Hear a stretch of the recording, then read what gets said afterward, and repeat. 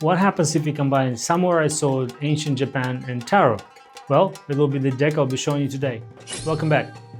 If you're new to the channel, I'm Jay and this is Lunaco Tarot, where I bring you weekly Tarot and Oracle deck reviews to inspire your readings. Yu-Gi-Oh! Tarot is a new Lo Scarabeo release created by Pietro Turino, an Italian artist. Yu-Gi-Oh! Is translated as the floating world, and this deck is an anime-inspired, slightly gothic artwork. Not exactly my thing, but I'm a big Lo Scarabeo fan and I thought I'll give it a proper look. Yu-Gi-Oh! Tarot comes in a really nice box, similar to another deck I reviewed recently, the Fairy Tale Tarot. They were released around the same time. I've got a bit of information about what the deck is and 3 sample cards, pretty much identical to Fairy Tale Tarot design. The box is quite sturdy and it comes with a guidebook.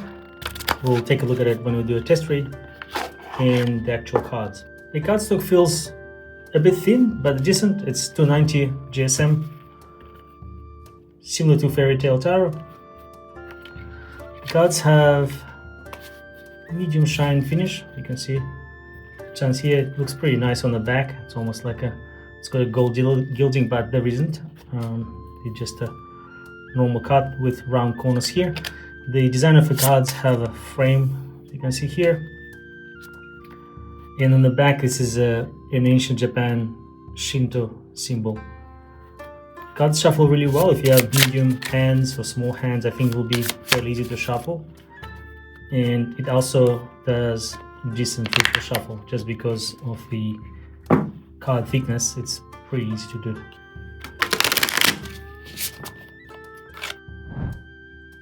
So this is an anime style deck. It's a very moody gothic tone and it reminds me of a Kickstarter project I supported recently, the Snakes Kingdom Tarot. They had a twin design decks.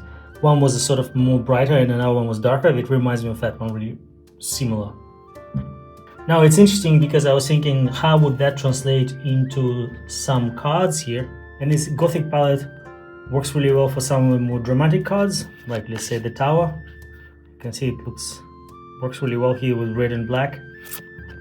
Death looks really good here. If anything, it looks very pretty.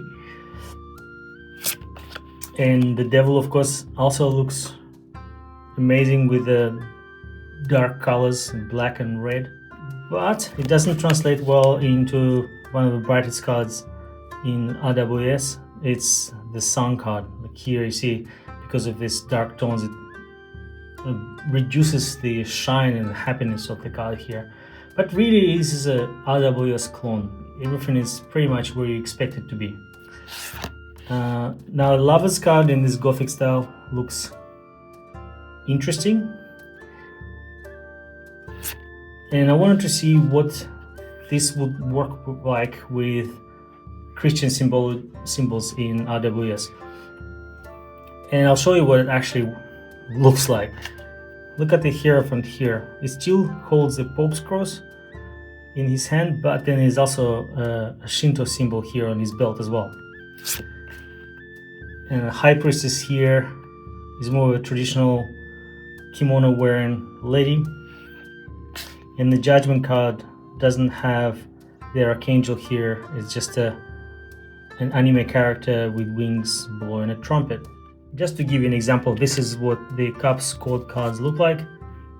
As you can see, there's still blue there, and it's an RWS clone in a way that you still see knights on riding horses, queens sitting on the thrones, and kings doing exactly the same thing.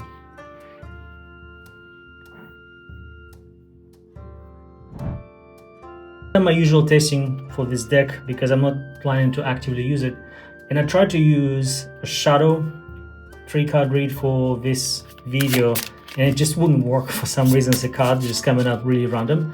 So let's try to do a general self-reflection and we'll see how that pans out. So it's 3 cards: what's present in my life, what do I need to focus on, and what shift is approaching. Right, quite an interesting spread. What's present in my life, the King of Pentacles energy here is suggesting that I'm a solid and practical leader and wise investor, and the focus I need to be on is actually the opposite of this. The Fool, more of the playful energy, the risk taker and carefree type of personality. In the shift that is approaching is a Queen of Pentacles. It's more of the bring that comfort, bring those foundations back in, become a resourceful person with these resources available to me rather than someone externally. And let's have a look what the guidebook's telling us about this. So the guidebook is pretty standard, little white book or little black book in this case. It's got a waxy finish and a couple of spreads that can be useful. 4 languages, bit of an explanation of the story behind the artwork, the Ukiyo meaning, and major and minor arcana. King of Pentacles. A young man sits gallantly on a large red throne. It's quite interesting. You wouldn't expect the king to be a young person. It's normally a mature person, right? Slightly different take here. He's a king of the material world. Upright. The time has come to implement your projects and make them a reality. Interesting. So it's more action-oriented guidance here. Fool. It's the beginning of a new journey. A girl unaware of precipice behind her dances gracefully with a white flower in a hand and a bag in the other. So in this deck, the Fool is a girl rather than being a man or a boy. The Upright meaning the paths to be taken are many. Embrace uncertainty and take a leap of faith to embark on adventure and explore new worlds. Queen of Pentacles is more Mother Nature type of figure here.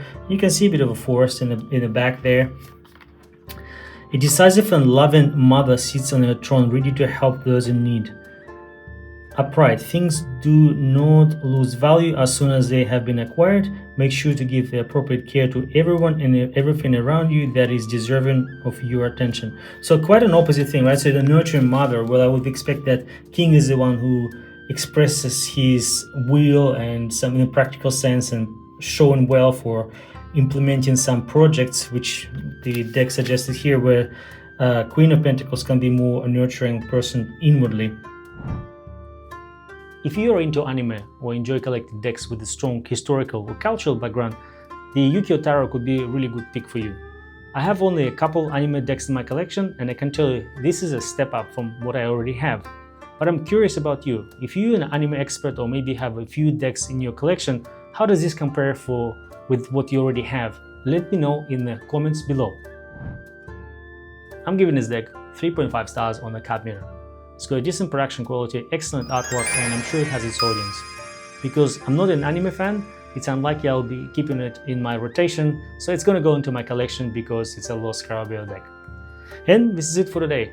If you enjoyed this, feel free to subscribe. And if you'd like to support what I do, you can buy me a coffee or click on the affiliate link. Thank you for watching and enjoy your flip through.